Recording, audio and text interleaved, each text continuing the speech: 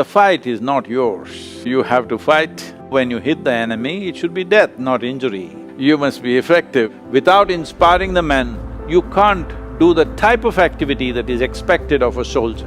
Trying to be humble may make you very pretentious. It is better you have pride. Accepting failure is a dangerous process. It's better you learn not to fail. You're in the forces. Failure may mean death. You can't learn after that.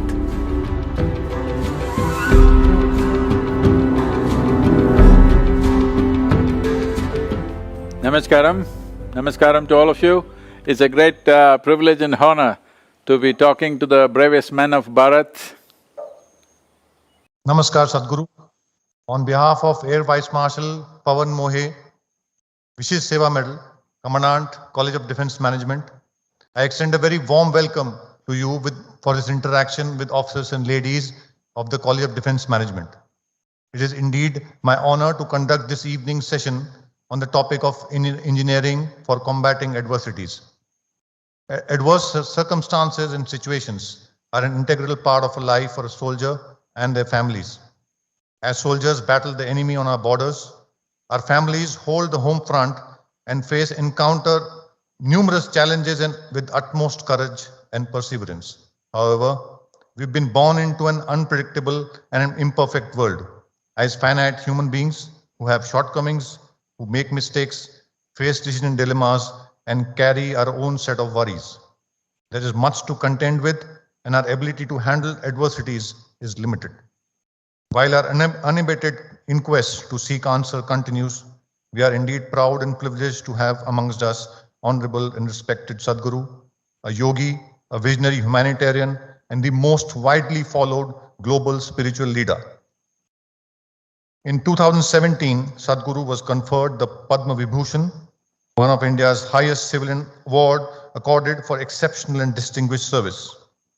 Sadhguru bridges the gap between known and the unknown, enabling all to explore and experience the deepest dimensions of life, which give us an insight into the finite energy and delight that makes up the universe. Without any further delay, I would now address the first question to respected Sadhguru. Sadhguru, as per the karma theory, karma is accumulated impression of past activity, either of thought, emotion, or physical action.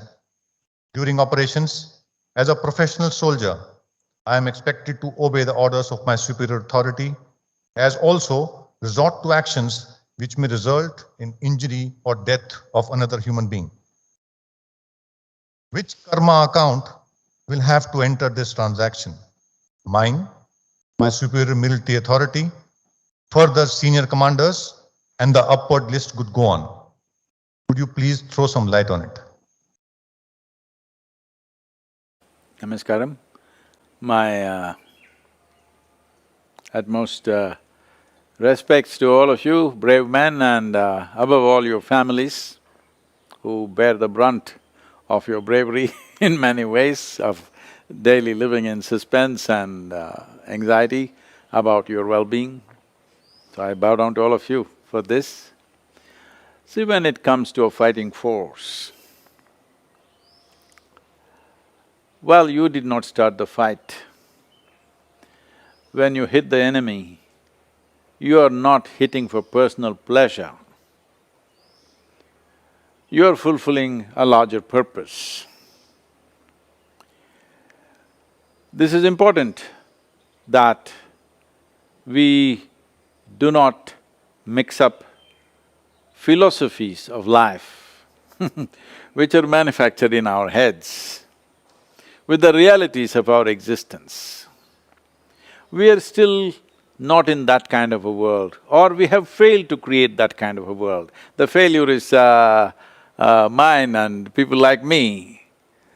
Because we have failed to create a world where the world will embrace each other, everybody will embrace each other and live in love and joy, such a thing we have failed to create.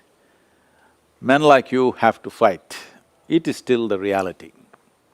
Anybody who is denying the reality for themselves will pay a huge price. I think we as a culture, as a land, we have paid this price already centuries before that, because we thought we can deal with life with philosophies, a few hundred men who came from elsewhere managed to conquer us, rule us, do all kinds of things to us. Even a business company which comes ends up ruling us for over 250 years. So, it's time to understand in free India, a soldier should know the fight is not yours. You're fighting our fight. You're fighting because of my failure to be able to create a loving and joyful world. So you have to fight, and when you fight and when you hit, you said it may cause injury or death.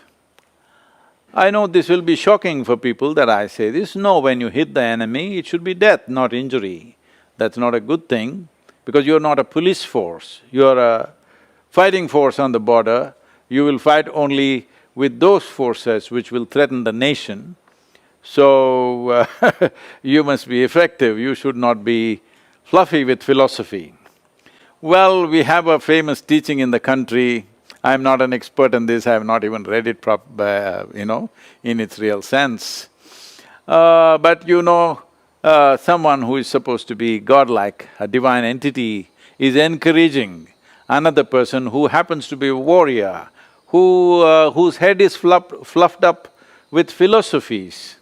So all that the divine entity is trying to do in the form of Arjuna and Krishna is that he's trying to bring some practical sense. You're a warrior, you're on the battlefield, and now your head is fluffed with philosophy. This is not going to work. To put it very bluntly, this is all the teaching is. Because your actions have to be relevant for the situations in which you exist.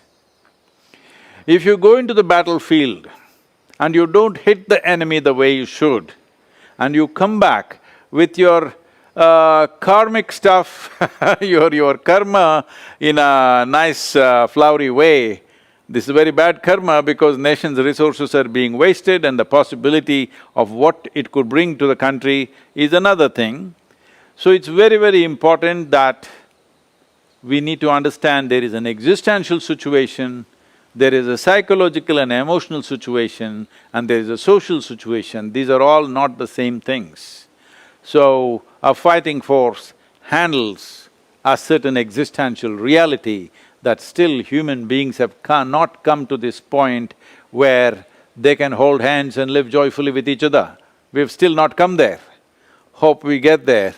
It's an ideal, but it is not something that we will see immediately. It is going to… I don't know how long we will take, but we should not give up the ideal, but till then, we have to manage the practical as it should be.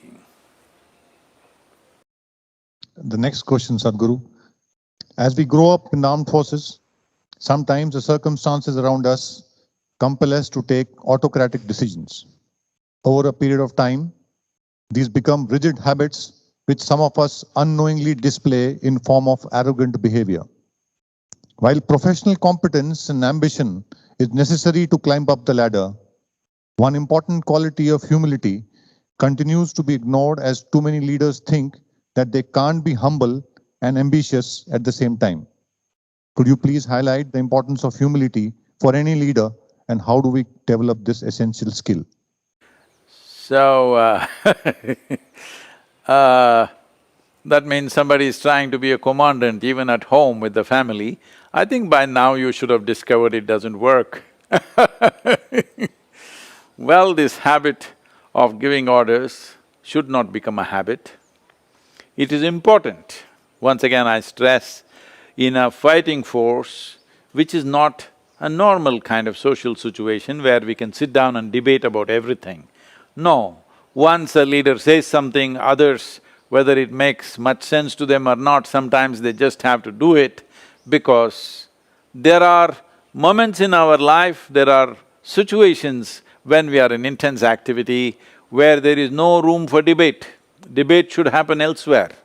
There cannot be a debate on the battlefield. Again, I'll go back to Kurukshetra, this is a debate on the battlefield. If you take up the Bhagavad Gita and read, I don't know how long it'll take to read that 18 chapters because I have not, but I believe it'll take at least 4 or 5 hours. So if you stand with your enemy army standing there and for 4-5 hours if you're debating, you know what is your fate.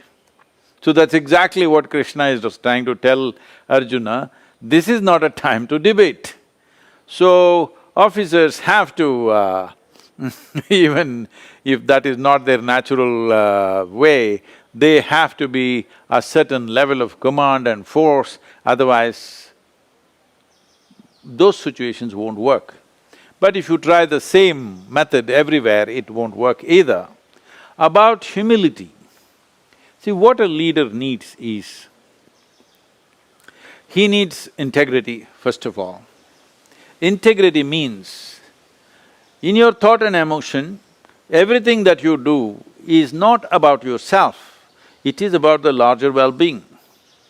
If this becomes your way, if this is your sense of integrity, integrity is not just a bunch of morals or values or ethics, integrity means that your intentions have become larger than personal.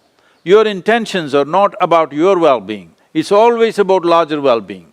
As long as this is fixed and you have this integrity, you don't have to try to act like a humble pie, it's really not necessary. Integrity must be there, and above all, people will respect a leader because he has some insight. Because when you say a leader, in some way, either a society or an organization or a force like yours places you on a perch.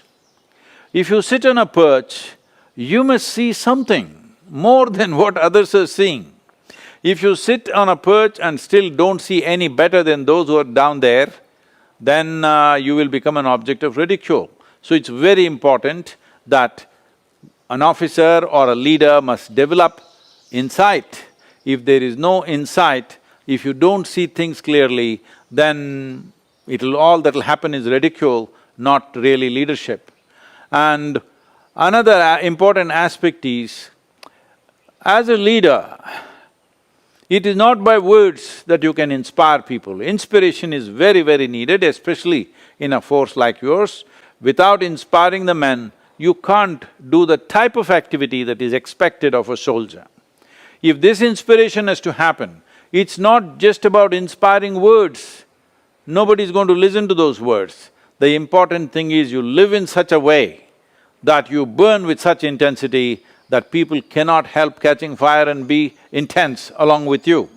So inspiration, insight and integrity, if these three things if you have, you don't have to be humble. What is humility? Let's understand this. Humility comes to you not because you pretend a certain kind of behavior. Trying to be humble may make you very pretentious. It is better you have pride in what you're doing. When you have pride in what you're doing, when you're very proud of what you do and how you do, then it takes care of you stepping on other people. And above all, if we understand our position on this planet. In this cosmos, this solar system is a tiny speck. In this tiny speck of a solar system, planet Earth is a micro speck.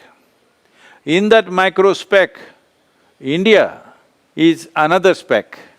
In that super micro speck, your battalion is a super micro speck. In that, you are a big man, this is a lot of trouble. If you just understand, we are a speck of life. Nature has given us, creation has given us so many privileges of experiencing our life individually. But if you look at the life of the planet and who we are a small pop-up and we will pop out one way or the other. If we understand the context of the time that we occupy here as human beings, the space that we occupy here as human beings and who we are, well, we are just a tiny speck. If you are just conscious about this, there is no need for humility, you will be fine. You know, I must tell you this, as a rule when my daughter was growing up, I made sure that nobody teaches her anything. I said, nobody should teach her anything, she will grow up by herself. Nobody should teach her anything. People said, what about 1, 2, 3, what about ABC, what about Mary had a little lamb? See, I said, no need for ABC, no need for 1, 2, 3, and I don't care whether Mary had a lamb or not. You just leave her alone, let her grow up. So she grew up like this, she did not understand that she's a child. She always treated everybody as equal, she called me by my first name, she called all adults like that, but she was just fine. Then I had to put her in school after some time because my travels went crazy. Then when she was about 12, 13 years of age, something happened in the school and it disturbed her. She came home and said, "You're teaching everybody so many things, you're not teaching me anything." I said, "See, I am not given to teach anybody unsolicited. And you did not enroll, you just landed up here. So now that you're asking, okay, sit down." I said, "See, this is all you need to know about life. Never look up to anybody." She looked at me like this, "What about you?" kind of thing. I said, "Especially me, never look up to me. Because if you look up to me, the maximum that you will do is you'll take my picture and nail it on the wall. That's not going to do any good to you. If you see me just the way I am, it'll be of immense value. But if you look up to me, you will miss it. So never look up to anybody, never look down on anybody. You just see life just the way it is. Then you will navigate your way through life effortlessly. And this is all it takes. We don't need humility, nor do we need arrogance. Both are not needed. Why can't we just handle life as it is necessary?"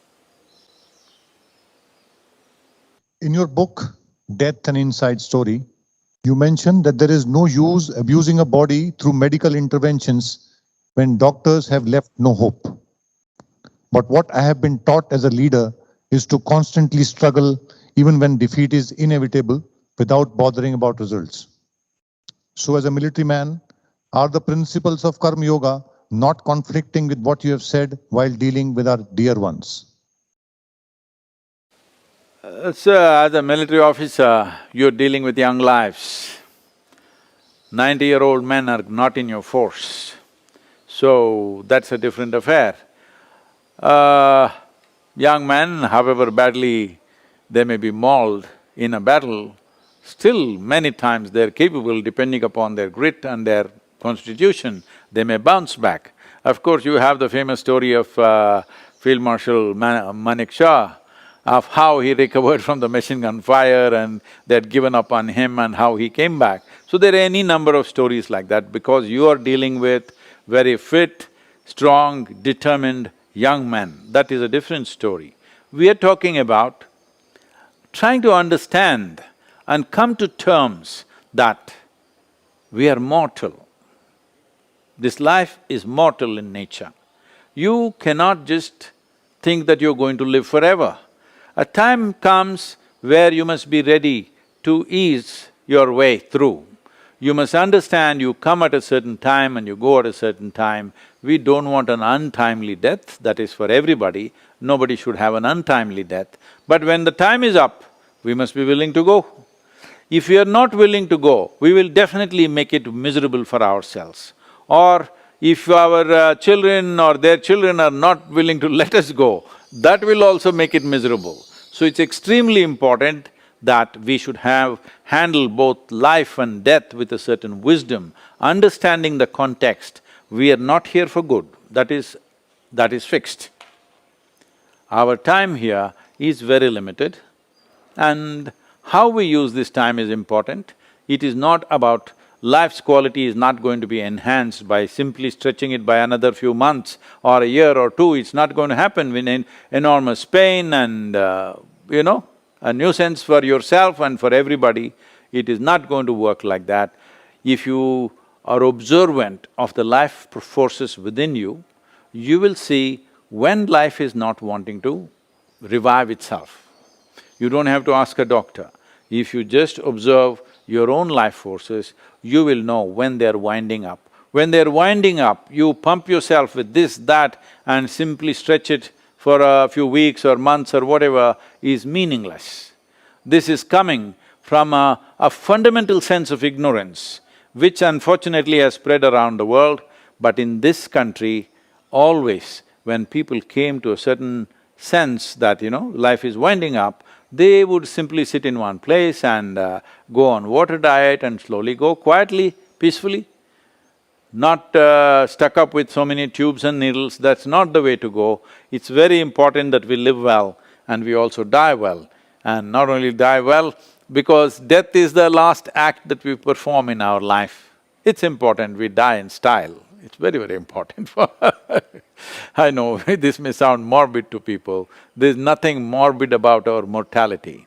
That is a fundamental reality of our existence. Only if we are conscious of this reality will we plan and enact our life in as beautiful a manner as possible. Sometimes life puts you in a situation where you can't help being a certain way. Leave aside being right or wrong. The way I think and perceive is my way of doing things, but it may not be right for others. Who decides then what is the right way? And if there is one, what is the right way? See, people who think in terms of right and wrong are too absolutist about life. Life is not about absolutism.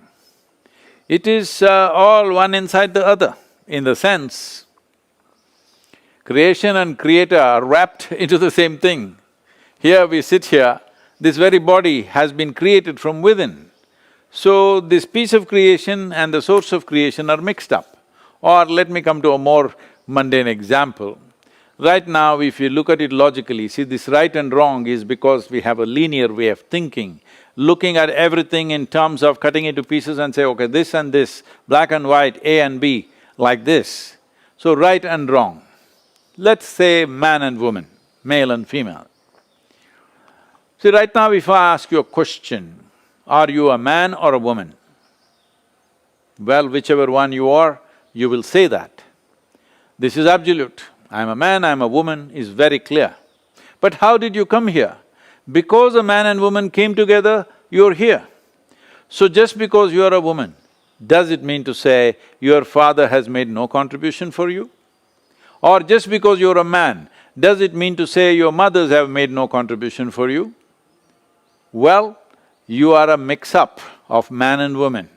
On the surface, you are just a man or just a woman, but deep down, you're both. Because how can you say that your mother or your father doesn't exist within you? They do.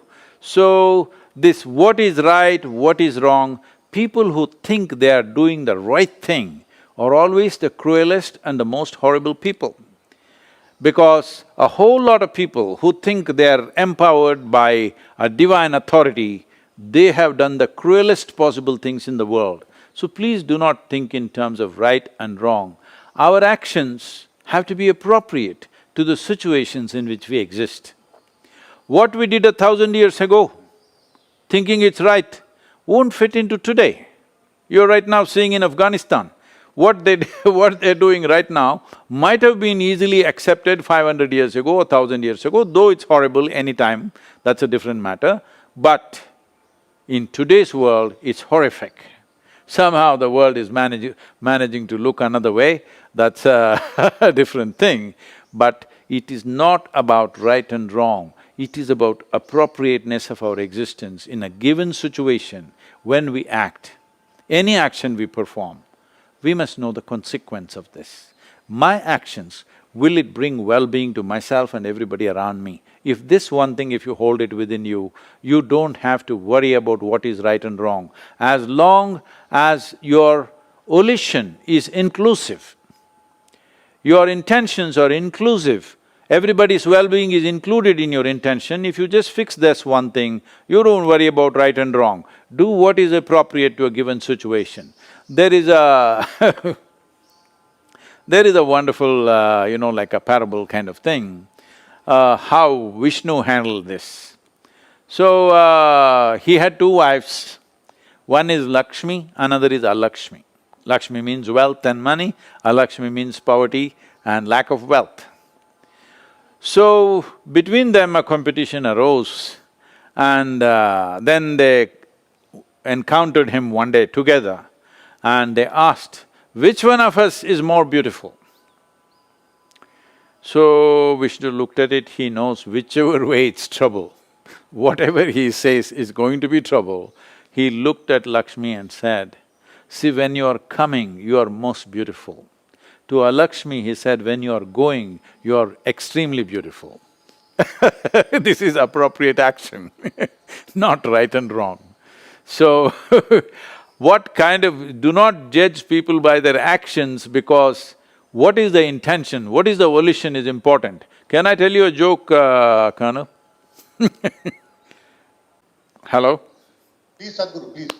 No, because you guys are all so serious, I'm just wondering if a joke is allowed. So it happened one day, Shankaran Pillai went to the post office and he had a huge heap of pink-colored envelopes and he bought a whole sheet of stamps and he was sticking the stamps on this pink envelope, spraying perfume and keeping it on one side to mail.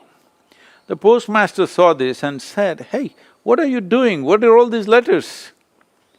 He said, "It's the Valentine's message.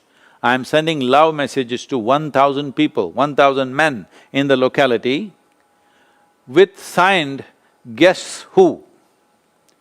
He said, "Why would you do such a thing?" He said, "I'm a divorce lawyer." So, it is not about the action, it's not about the pink envelope, lovely words and perfume. It is the intention which matters. So you fix the volition of your life that it's always inclusive. Whatever you do, you're always seeing how it includes everybody's well-being, then you don't worry about what is right and wrong, you just do what's appropriate. Sadhguru, today's children are very smart, aware and extremely competitive. Most of them are self-driven and are keen to deliver in an extremely competitive world. The only issue I see is that they are so obsessed to achieve success that they are not able to accept failure in any situation. Failure, they say, is a greater teacher than success. How do we teach our children to accept failure and learn from them? I feel accepting failure is a dangerous process. You may get used to it. I know there's a whole lot of talk going on everywhere in all management schools, you can learn from your failure. I would say it's better you learn not to fail, because it depends what you're doing. You're in the forces. Failure may mean death. You can't learn after that. So it's extremely important that we should learn not to fail. But our idea of success has to be little engineered properly, because now our idea of success is about being better than somebody. Our idea of success is about a certain kind of lifestyle. That is why there is so much anxiety about if some things don't work the way we planned. The important thing is, we must understand the most precious thing in our life is life itself. There's nothing else we have. We may think we have many things, it's all psychological stuff that we think we have this and that. Right now, somebody thinks he has $1 billion, somebody thinks he has wealth, somebody thinks he has this and that. If we just fade his memory a little bit, everything disappears. So the only and only thing that you have is life. Keeping this in its highest possible way, most exuberant and effulgent way, if you keep it that way, this will not be a problem, because success and failure is not about one or two events that happen in your life. It is just that no matter what life threw at you, you knew what to do out of it. What life throws is not always our choice. What we make out of it is 100% our choice. If you're exercising this choice always, you are a successful human being, because then you will know how to be. This is the only creature which is being referred to as a being. We are not referring to a tiger and saying a tiger being or an elephant being or something else. Only this one is a being, because the success of this life is that you know how to be. If you know how to be, you will keep yourself in a most fantastic state of experience, because profoundness of experience is the most important thing. Right now, you may think your success will… whatever is your idea of success, maybe it is money, maybe it's a position, maybe it's an award, maybe it's something else, whatever is your idea of success, you think will bring profoundness of experience. Somebody thinks it's money, somebody thinks it's wealth, somebody thinks it's alcohol, somebody thinks it's a drug, somebody thinks it's love, somebody thinks it's knowledge, somebody thinks it's pleasure.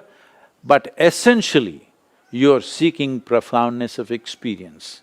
Once you know how to sit here with a very profound experience of life, you are a successful human being. What we do in the world is according to the times in which we exist. This 21st century, we are doing a certain kind of activity. If you were here 3 centuries ago, we would be doing something else. If you were here 10 centuries ago, we'll be doing something totally different. So what we do is not all ours. It is a consequence of the times in which we exist. But successful human being means this, that you know how to be. When I face an adverse situation, whether at work or in a relationship, I realize that I am aware of what is right or should be done, but I am not able to do it. At the same time, I am aware of what is wrong, but cannot desist from doing it.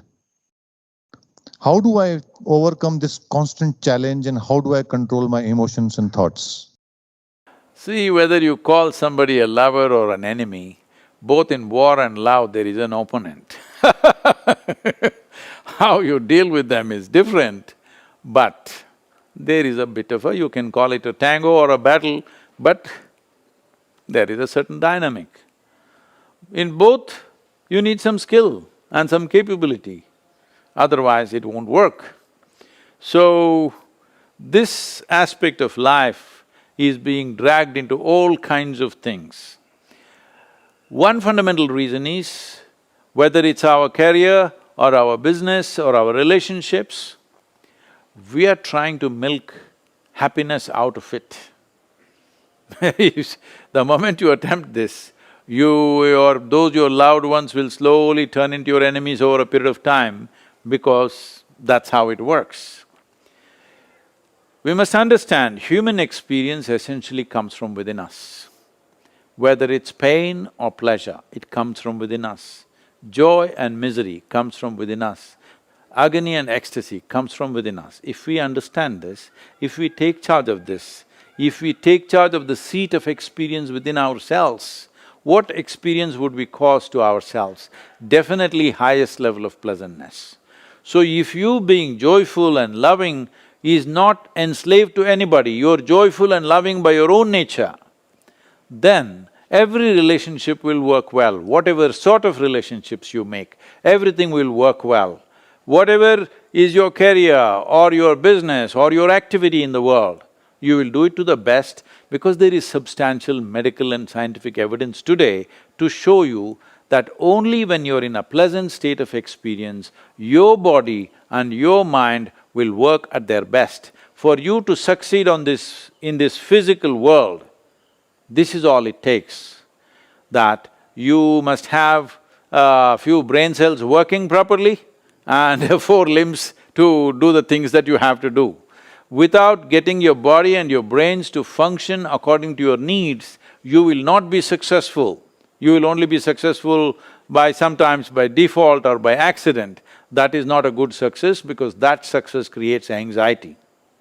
It's very important, your success is rooted in your competence, your success is figured out in your mind. If this has to happen, it's very, very important that you're in a pleasant state of experience. That is, there may be many problems and issues outside, but you are never the issue in your life. This one thing you must take care, especially because India's safety and well-being depends on you. You should never be the issue. I know there are many issues. For everybody there are. For you, the issues are of a different nature, which could threaten life and it could mean life and death, but you should never be the issue. But right now the problem is, in most human beings' lives, their own thoughts, their own emotions are the greatest impediments that they are facing. If you just cross this one thing, you will see every human being will be able to perform to their fullest level, find expression to their fullest level. This is the whole science of inner engineering, how to make sure that you are not the problem in your life. Never ever, I am the problem in my life. There are various situations, We will do everything to the extent we can. What works, works, what doesn't work, does not work, but this one is never the problem. This is something every human being must do. This is our mission, to make sure human beings are not tripping on their own feet. Back to karma theory, Sadhguru. With the progress in medical sciences, the life expectancy of every individual is increasing, but the pain, diseases, and medical sufferings are also increasing day by day. Do we call this karma that we have to suffer in the human life? Why do some small infants suffer from such dreaded diseases? Or is it punishment of my past karma? Why should one stay on even after completing one's responsibilities, which usually ends when children find their jobs and settle down? Oh, don't do that, please. These days children find jobs by 18, 20. Well, first of all, karma is not a theory and it is not a punishment and reward system in the world. Karma is a self-recording process. Every experience that happens to you, every perception that you have, this system goes on recording so that a large part of your life need not be thought through every moment. A large part of it, which is motor functions and physical world, can be handled automatically. When I say automatically, see for example, you can walk. But do you remember when you were probably 18, 20 months old, when you tried to walk, how difficult it was? Because on two legs, walking on a round planet when the planet is spinning like this is not an easy thing to do. If you look at the physical laws involved in walking, a human being walking on two legs, it is too complex. If you try to understand it, it's an enormous amount of physics, it's crazy. But today, you can just get up and walk without thinking.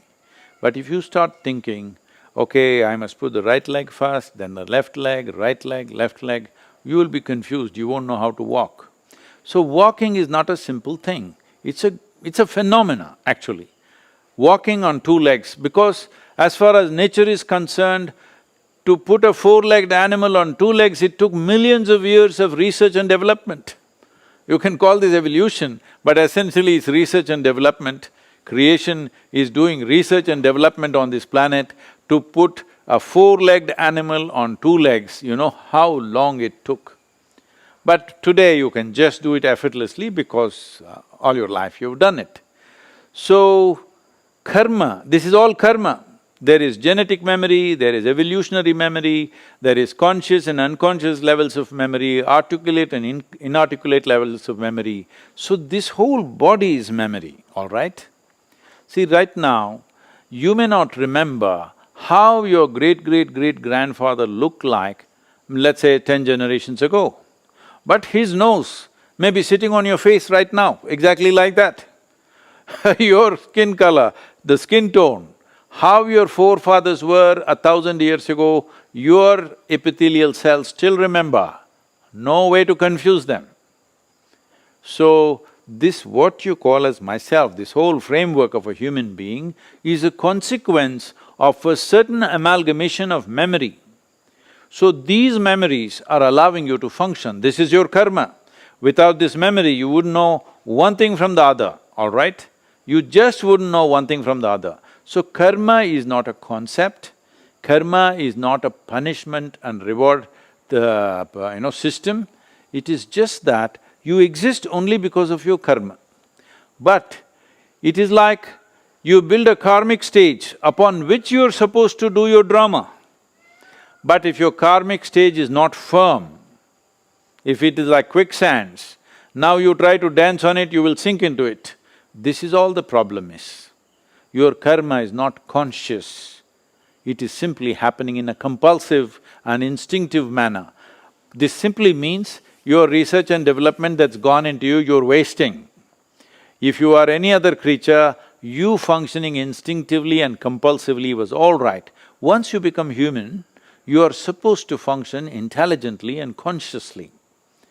For any human being, this is important in every aspect of life, but particularly for a soldier, it is super important because it's question of life and death, that you are conscious and you function intelligently. You don't do compulsive, reactive things, because then you will do what your enemy wants you to do. Very easily they can get you into a reaction. So this is extremely important for all aspects of life. Karma is not a problem. You exist because of your karma. You don't suffer because of your karma. You suffer because you react to the karma. Or you're reacting to your own karma, or you're reacting to somebody else's karma. It is in reaction that you suffer. See, there are only two kinds of suffering: physical suffering and mental suffering. As soldiers, you might have witnessed, even when there is grievous injuries, certain men don't suffer, they're still on. Not that there is no pain, there is enormous pain, because physical pain is one thing, multiplying that in your mind is called suffering.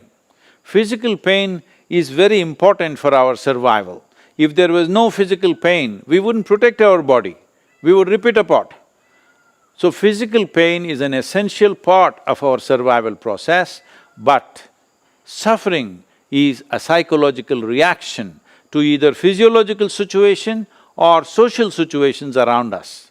So karma is not the problem, karma is vital for your existence. You are an individual only because of your karmic matter. Karma does not mean good and bad, it is just memory. It is things that have already happened. Is yesterday good or bad? There is no such thing because it's not alive. Only if it's alive and it can bite you, you can say it's good or bad. But what is dead and gone, if you react to it, even today it seems to bite you and hurt you, because what happened 10 years ago, people still suffer. What may happen day after tomorrow, they already suffer. So what happened 10 years ago is not alive right now. What may happen day after tomorrow cannot be alive right now because it's not happened. So you're essentially suffering that which does not exist. This is why karma is important. You understand your joy is also your karma, your misery is also your karma, your suffering is also your karma. Karma means you are doing it. Karma means action. When you say, my life is my karma, you are admitting, my life is my making. This is the most dynamic way to exist. This is the only culture on the planet who has looked life like this. A whole lot of cultures believe that their life is managed from somewhere above. But from up there, somebody is managing.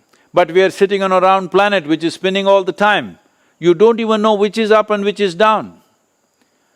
In this cosmos, is it somewhere marked this side up and this side down? There is no such thing.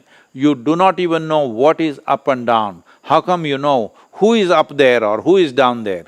So these are childish, soulish that you create in your mind. Karma is a very dynamic, adult way of looking at life. This is my making. Right now, I am joyful, this is my making. Right now, I am miserable, this is my making. Right now, I am the way I am, this is entirely my making. When you say, my life is my karma, you are saying, my life is entirely my making. This is the most dynamic way to exist. Do not make it fatalistic, it is nothing fatalistic about it, because if you see it's my making, you can fix it. If it is God's making, you cannot fix it. That's a big difference. Moving to greener pastures, Sadhguru, having read your thoughts about golf, can you share your Well, green is not a color, it's a destination. So, can you please share your inner engineering tips for combating adversities on the golf course? There are no adversities on the golf course because this is not an artillery thing. Nobody is trying to hit you with the ball. See, golf is a game unlike any other game because I played a lot of field hockey when I was young. There was only one ball. 20 of us are trying to grab that ball. And it's moving at high speeds and you have to grab it and take it, but everybody wants the same ball. When I started golf, when I was well over 50 years of age, I suddenly realized this is a great game, I have my own ball. And nobody's trying to grab it, and I have all the time to hit it, and it's a sitting ball. In every other game, ball is coming at you at various angles, velocities, spin, speed, all kinds of things. Here it is a sitting ball and everybody becomes quiet in respect for the goof-up that you may do. So, to hit a sitting ball, what is the big challenge, I thought. So I never took a lesson, I never been on a driving range. It's a sitting ball, I never take a practice swing in the entire 18 holes, but it's a sitting ball. If your faculties are okay, if you're reasonably geometrically well balanced when you stand, you can hit the ball. You may not become a pro, but reasonable level of golf, every reasonably fit man or woman can play. But unfortunately, they have a mental problem. In my understanding of the game, 70% of the game is in the mind. So I play only 70%. The other 30% I never bothered, because I don't want to be a professional or be in a competition or something. So I only play 70% of the golf. So I finish, 5, 6, 7 over. It's okay with me, I am not planning to go under, so it's okay.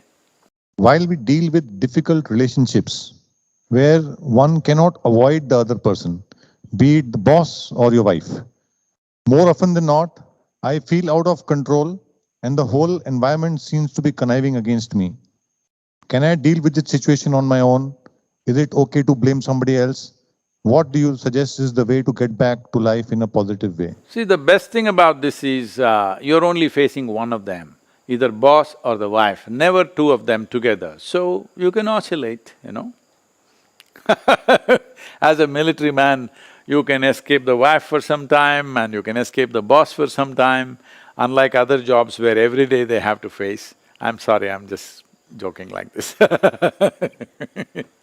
Anyway, see, you can neither live without your wife nor your boss.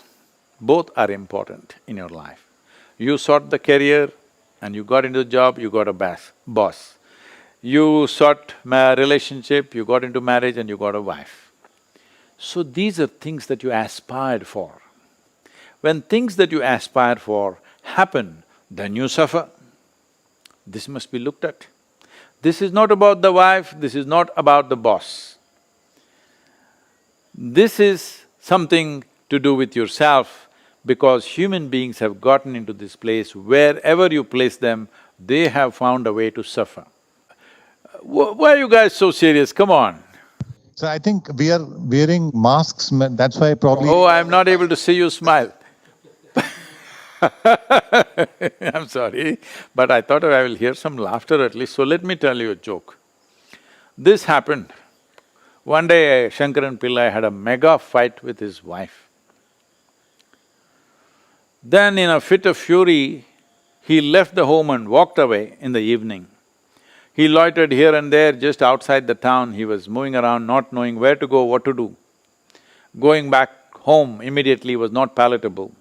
Then he saw a sadhu, a sannyasi was settling down beneath the tree for the evening or the night. He looked at him and he seemed to be very well organized and absolutely no issues. Under the tree, he seems to be perfectly fine. Then he went to him and said, "Sadhu Maharaj, बीवी बहुत परेशान दे रहा है, कुछ सुलभ उपाय है तो बोलो." The sadhu glared at him like this, "बेवकूफ, सुलभ उपाय है तो मैं क्यों साधु बन के यहाँ बैठ रहा हूँ?"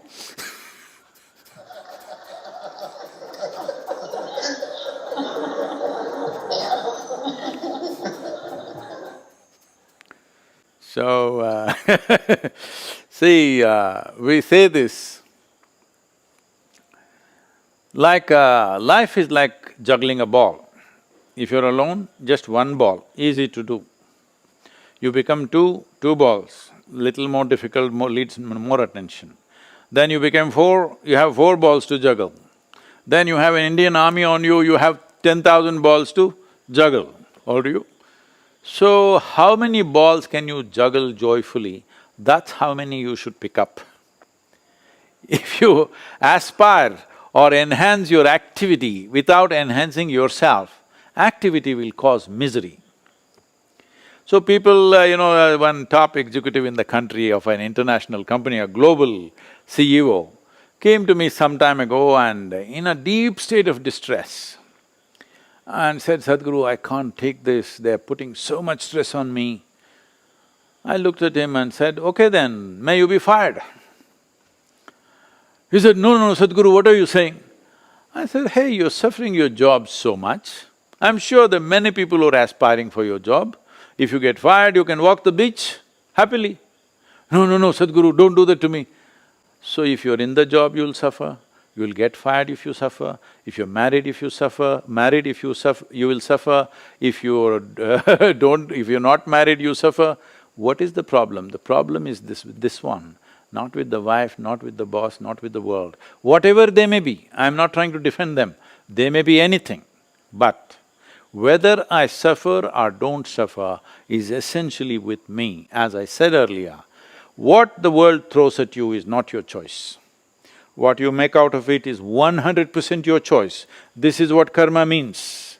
When I say my life is my karma, wife is somehow, boss is somehow, the world around you is somehow, all kinds of nuisance happening.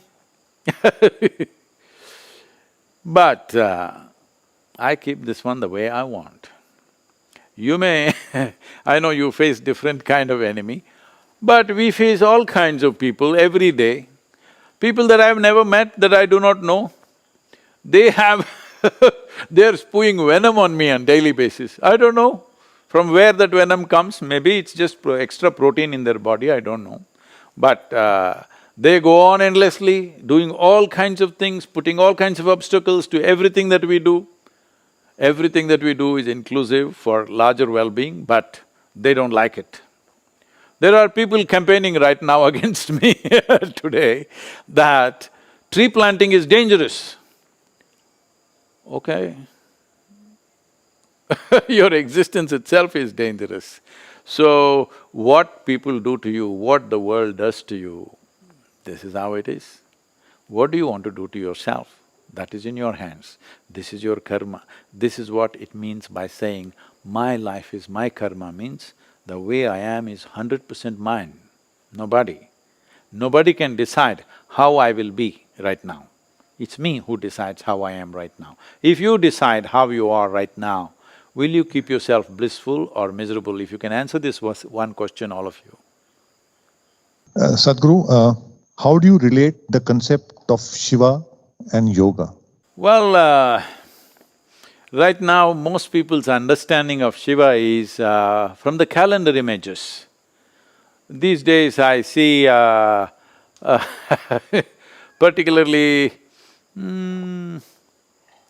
I think it's both North India and South India, but I think it's more in the north. They are making Shiva look like a chubby, sweet-looking man, okay? No mustache, no beard, nothing, sweet-looking baby-like man. No, if you look at the stories, he is one of the most athletic gods that you can think of.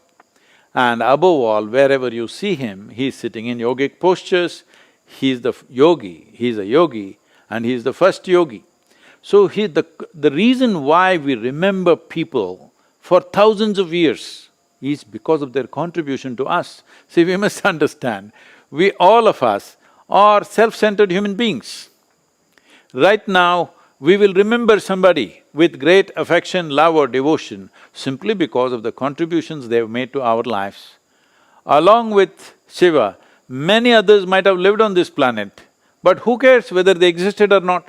We don't think about them, it's only a few human beings that we revere because of the contributions he has made to us. What is his contribution, Adiyogi's contribution to us? Because he was a yogi and people had never seen one like that before, they called him Adiyogi or the first yogi. So what is his contribution? His contribution is he explored the mechanics of life like it has never been done before, nor has it been done after. 112 ways in which a human being can attain to the highest, ultimate level of liberation and well-being within oneself. 112 different ways of exploration. So these 112 ways were taught to the 7 yogis who are today being referred to as the Saptarishis and also Devi Parvati. These were the 8 people who became beneficiaries of this knowledge. From there, it has come down with various distortions and various interpretations, but fundamentally the science of yoga. What the science of yoga means is, see, he is like over 15,000 years ago, but probably only now, for the first time, the world is getting ready for him. So, Adi Yogi is not of the past, he is of the future. Why I am saying this is, today you are here and many of you have children. You clearly know that with your children, unless you say something logically sensible, they're not willing to take it from you. Even if you happen to be a very loving, doting parent, still they don't take it from you. Is that so? Are you seeing this? Because for the first time in the history of humanity, the human intellect is more cultivated in maximum number of people than ever before. This is the first time that such a large percentage of humanity is beginning to think logically, otherwise it all went by belief. So only when people start thinking logically and looking at life logically, a scientific approach to human well-being is a possibility. Otherwise, the way we have handled our well-being is by looking up. So you look up and think something will come from there and make you well. When it doesn't work, people will say, don't worry, you will go to heaven and there everything will be well. Now you ask the youth, do they want to go to heaven? They don't want to go to heaven, it's a very sensible population. For the first time, we understand that this is the place to live, not another place, somewhere else. The idea that there is a better place to live elsewhere than this itself is a crime. This is the place to live. And how do you know, what proof do you have that this is not heaven? This is heaven, but you're messing it up. So a time has come when everything has to be logically correct. That means instead of handling our well-being through belief system, through philosophy, through ideology, through all kinds of cranky things, now we have come to a time where we want to address our well-being in a scientific manner with tools and technologies for well-being. This is what he gave over 15,000 years ago. But all these years, all we did was largely, not everybody, there has been a whole yogic culture in this country. It is only in the last 500 years it's kind of diminished. But except for a segment of the population, all others just worshipped him. He did not ask for worship. He did not behave in such a way that he demands worship. He is simply there, giving these tools for transformation. For those who used it, it worked. So a time has come where populations on the planet are more ready for a scientific approach to human well-being and using technologies for well-being. Time has come, so in many ways, Adi Yogi or Shiva is not of the past, he is of the future, because it is not a philosophy, it is not an ideology, it's not a belief system, these are technologies for well-being. And this is definitely the way for the future generations, everywhere in the world. Though we would have wished this fascinating evening to continue, Sadhguru, we are cognitive of the time constraints. I now request Air Vice Marshal Pawan Mohe to kindly deliver the vote of thanks. Namaskaram, sir.